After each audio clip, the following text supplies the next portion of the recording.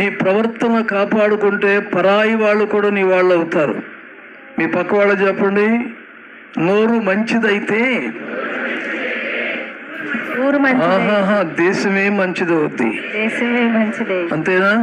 పెద్దానికి కై కై కై కై కేమంటారు, మిరియాల్లాగా పేలుతా ఉంటే మిరపకాయల్లాగా డమ్ డమ్ అంటా ఉంటే నీ ముఖాలు ఎవరు చూస్తారు? అన్నిటికీ తగ్గి ఉండి ప్రవర్తనను కాపాడుకుని తల వంచు బతికితే నీ దేవుడు నీ తలను పైకెత్తాడు. తలను ఎగరేస్తే ఎక్కడుంటామో తెలియదు. ఇక అందుకనే ప్రవర్తన ఫలమును వారికి అనుభవింపజేస్తాను.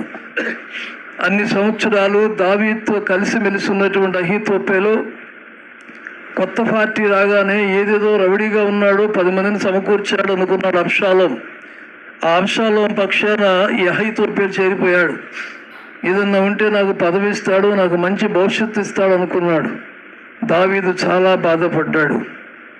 నాకు అంతరంగికుడిగా ఉంటూ నాతో ఇలా ఉంటూ నమ్మక ద్రోహం చేస్తావా? అహీతోపెలు ఆలోచన చెడగొట్టబడును గాక అన్నాడు. ఆ రోజు